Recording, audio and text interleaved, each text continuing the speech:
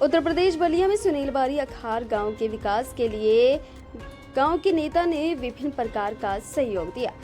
उन्होंने गांव के लिए 5,000 और गरीब बच्चों की शादी के लिए 11,000 का सहयोग किया। उन्होंने कहा कि अगर आगे भी मौका मिला तो वह गांव की तस्वीर बदल देंगे। सुनील बारी ने पिछले कार्यालय में गांव के विकास के लिए कई काम किए, जैसे कि चबूतरा, आंगनबाड़ी भवनों का निर्माण, आवास शौचालय का निर्माण, वृद्धा पेंशन और विधवा पेंशन दिलाने में मदद। गांव के लोगों ने उन्हें समर्थन देने का आश्वासन दिया और वह गांव के विकास के लिए और भी काम करने के लिए तैयार हैं। ग्राम सभा अखार के प्रधान पद प्रत्याशी हूँ। सुनील जी, बात की जाए आगामी त्रिस्तरीय पंचायती चुनाव आ रहा है और किस तरह की आपकी तैयारी है, आप लोगों के बीच कैसे जाते हैं, कैसे मुलाकात करते हैं, किस तरह से सेवा करते हैं? लोगों के पास जाते हैं, डेली सुबह हमें घूमते हैं, उनकी समस्या पूछते हैं, छोटा मोटा उस समस्या को हल करते हैं और आगे जो भी सरकारी योजना है उससे लाभ दिलवाते हैं। डॉक्टरी हो या जो भी लाभ हो, पेंशन वगैरह हो, सब गरीबों को सेवा में लगे रहते हैं। ये लोगों को आप देखा जाता है कि अभी एक सोशल मीडिया पे आया था कि आप लोगों को जमीन दान कर रहे थे, ये क्या था, ये कैसा दान था सर? जी, दान था, मेरे पिताजी के द्वितीय पुण्यतिथि था। मेरे पिताजी सामाजिक व्यक्ति थे, यहाँ पर अखार ग्राम सभा में लड़ते थे। वो श्री राम राजभर जी हैं, जो कुछ 5-6 साल पहले किसी यहाँ के एक दो ठाकुर दबंग लोग हैं यहाँ पे, उनकी घर पे घर उजाड़ दिए। टीन सेट घर था, वो उन लोग का पर्जा था, वो उजाड़ दिए सब, और वो ससुराल में जाकर बसा हुआ था। तो मैं ओबीसी, एसी या कोई भी, मैंने हर शरण वर्ग के भी नेता हूँ, जो दबे हुए कुचले हुए लोगों हैं उनको मैं मदद करता हूँ। सुनील जी, आपके मन में ये विचार आया कहाँ से कि आप लोगों की सेवा कर एक सबसे बड़ा सेवा माना जाता है, कहाँ से आपको विचार यही आया हमारे अंदर? तो दुनिया में कुछ है नहीं, सबको एक दिन जाना है, अब पैसा यही रह जाता है। मैं अपने पिताजी के गुजरने के बाद मैं पाया हूँ, पिताजी मेरा हमें इतना किए और सब कुछ छोड़ के हमारे पास चले गए, है ना। उसी दिन मेरा समझ में आया तो रुपया पैसा कुछ महत्व नहीं है, समाज सबसे बड़ा चीज है।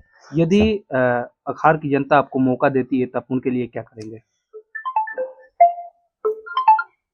अखार की जनता मौका दे तो बहुत कुछ करेंगे। हमारे गांव में हुआ ही कुछ नहीं है ना, हमारे गांव में 2-2 पोखरा है, दोनों पोखरा कब्जा है। हमारे गांव में ना अच्छा से कोई नली सड़क भी नहीं है। हमारे गांव में आज तक चकबंदी नहीं हुआ, कागज में चकबंदी हो गया है। 20 कट्ठा के बीघा ये लोग जोत रहे हैं, 18 कट्ठा के बीघा अभी कागज में भी हो गया है, फिर भी ये लोग जमीन नहीं बांटे। टोटल जितना बंजर जमीन है ये सब कब्जा है ना।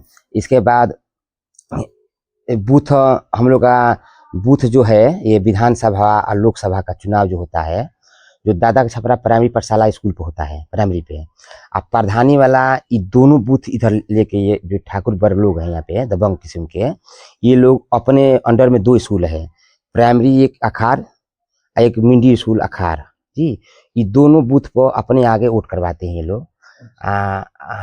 बस यही सब है। वही मुद्दा लेकर सरकार से क्या मांग करना चाहेंगे चैनल के माध्यम से? सरकार से यही मांगना चाह रहा हूँ। तो पहले तो हमारे गांव में ओबीसी करवाया जाए। आज तक समान के बाद ओबीसी है। 2015 के आधार पे समान के जो हाईकोर्ट मामला चल रहा है 2015 से, तो वो आधार पे हम लोग गांव समान महिला, समान पुरुष, समान तो हो गया। अब ओबीसी चाहिए, ओबीसी है, इसके बाद एसी है, तो ओबीसी आना चाहिए हमारे गांव में। सरकार से केवल मांग रहेगा कि ओबीसी अखार ग्राम सभा को कराया जाए। क्या आप देख रहे हैं 5,000 लोग सहयोग भी करे शादी में? जी, हम अपने पिताजी के नाम पे 20 साल के अंदर 30 लाख रुपया का बजट दान किया हूँ, जो 200 लोगों को मैं कार्ड बांटा हूँ, जिस लोगों को बांट रहा हूँ इस समय बांटा हूँ, उन लोगों को 100 रुपये तक थाली पर दवा मुफ्त मिल रहा है। इसके बाद अपनी गाड़ी से मैं सेवा करूंगा, सरकारी हॉस्पिटल में ले जाऊंगा, जो प्रधानमंत्री मुख्यमंत्री योजना का जो लाभ है सरकारी हॉस्पिटल में, मैं वो दिलवाऊंगा। 5,000 रुपया जिसको काट दूंगा, वो मरेगा तो उसको जलाने के लिए दूंगा, और उनकी लड़की और है तो 11,000 रुपये उनकी शादी में मैं दूंगा।